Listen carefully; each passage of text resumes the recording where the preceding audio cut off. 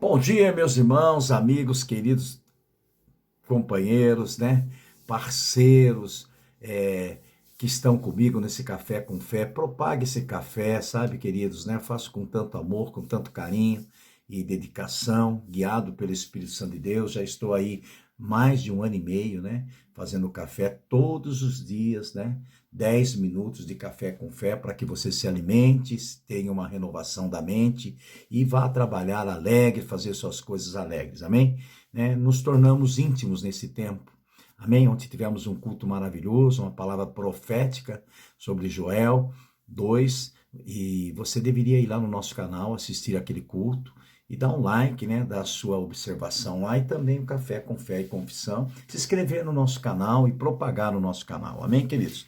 Graças a Deus por isso, não é verdade? Bom, vamos lá. Então eu quero falar com você a respeito da oração. Oração é muito mais que abrir a boca e usar o nome de Deus, dizendo algumas palavras saídas da mente. É um modo de viver. Oração é um diálogo entre duas pessoas que se amam e muito mais. É uma comunicação entre o nosso espírito recriado e o Espírito de Deus. É a expressão que resulta de um relacionamento íntimo com o Senhor, residente em nossos corações pelo seu próprio Espírito. Seu Espírito homem é o nosso verdadeiro ser, e se o Espírito Santo reside nesse Espírito, a comunhão com Deus pode e deve ser permanente, 24 horas por dia. Nosso espírito não dorme. O corpo é que precisa de repouso. Assim sendo, até nas horas de sono, a ligação com Deus pode ser mantida, pois o Espírito Santo, que reside no crente, também não dorme. Desde que a consciência dessa presença santa seja conservada e alimentada, a atmosfera de oração pode ser mantida o tempo todo. Podemos perfeitamente estar com alguém trabalhando no mesmo lugar, aleluia, em ocupação diferentes, e mesmo sem conversar, mantemos a comunhão e a consciência da sua presença. Em qualquer momento que seja necessário, dirigimos a palavra sabendo que haverá uma pronta resposta. O mesmo pode acontecer em nosso relacionamento com Deus. Mesmo concentrado em algum trabalho, e estamos conscientes de que Ele está em nós e parte de nós, em qualquer ocasião, poderemos dirigir-lhe a palavra, mesmo em pensamento, e Ele nos ouvirá. Um exemplo do que acabamos de dizer encontra-se no capítulo 1 e 2 de Neemias. Neemias ouviu um relatório do estado deplorável em que Jerusalém se encontrava e ficara triste. O povo estava em miséria, os muros derribados e as portas queimadas. Ele se separou para orar e jejuar.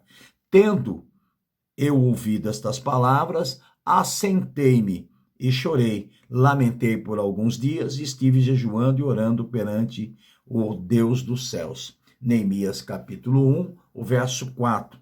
Mas depois disso ele seguiu normalmente sua rotina de trabalho e apresentou-se à mesa do rei para servi-lo. Era um dia de trabalho normal.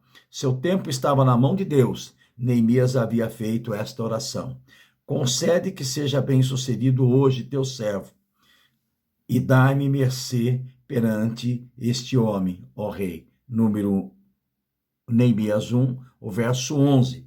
Portanto, não havia o que temer. Tinha apenas que esperar que Deus, que tem os seus ouvidos atentos ao clamor do justo, viesse ao seu auxílio.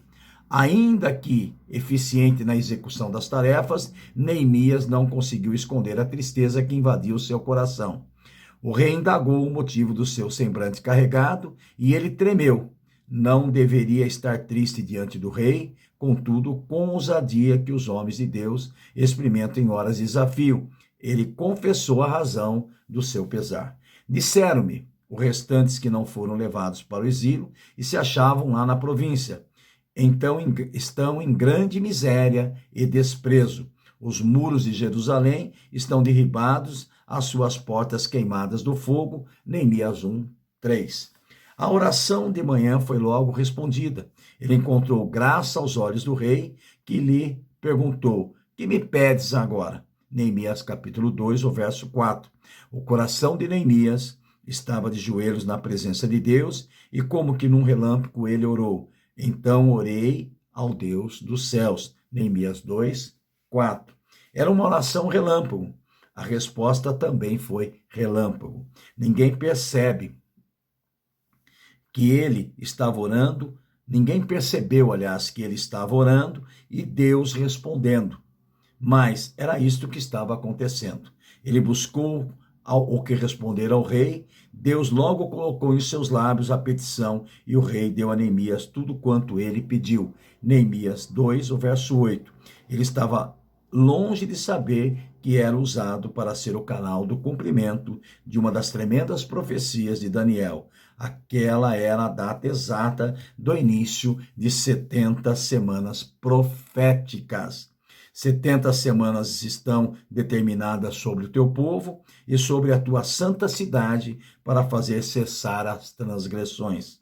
Sabe e entende, desde a saída da ordem para restaurar e para edificar Jerusalém, até o ungido ao príncipe, 7 semanas e 72 semanas. Daniel, capítulo 9, o verso 24, 25. Aleluia. Nossa comunhão com Deus transcende as palavras e não se limita ao mundo dos sentidos ou da mente. Há uma ligação espiritual entre o nosso espírito e o Espírito Santo de Deus. Deus está no reino do invisível, do espiritual, oculto aos olhos humanos e fora do mundo dos sentidos. Contudo, é absolutamente real. Nós estamos aqui na terra, somos visíveis, presos em um corpo material, porém, o nosso verdadeiro eu, o nosso homem interior, o nosso espírito está em comunhão com o Espírito de Deus. Nossa vida flui dentro e através da vida do Espírito Santo. E a vida do Espírito Santo flui dentro da nossa vida também. Aleluia! Coisa maravilhosa, não é verdade? Conversamos e comungamos com ele até mesmo sem palavras.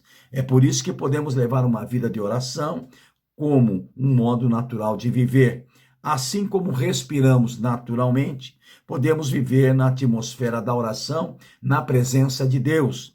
Onde quer que estejamos, onde quer que fomos, fazendo o que quer que seja, não importa. Deus vive em nós e nós vivemos nele. Estamos unidos a ele para sempre. Nossa vida pode ser uma oração e a nossa vida pode ser uma oração. E o experimentar constante das delícias de viver na presença de Jeová, o nosso Deus Todo-Poderoso. Que coisa maravilhosa saber que daqui a pouco eu vou dormir e o meu espírito continua em comunhão com o Espírito Santo, recebendo as influências do Espírito Santo. Por isso é muito importante viver uma vida de oração. Por isso que a Bíblia diz: orai sem cessar. Por isso que a Bíblia diz: seja santo como ele é santo. Aquele que é santo se santifique cada vez mais.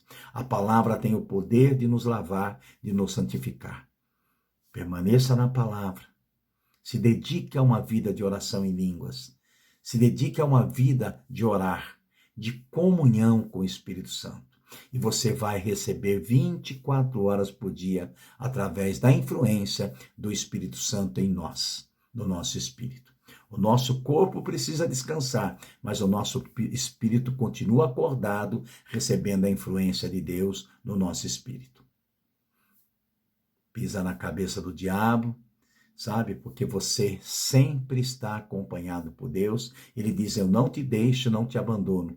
Isso vale 24 horas por dia. Até nos momentos que você não pensa nele, ele pensa em você. Até nos momentos que você não fala com ele, ele fala com você. Até nos momentos que você se distrai, ele não se distrai, ele continua focado em você.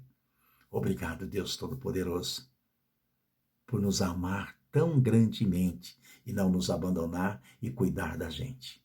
Um bom dia, Pastor Beto Fernandes, que te ama, no nome de Jesus. Amém.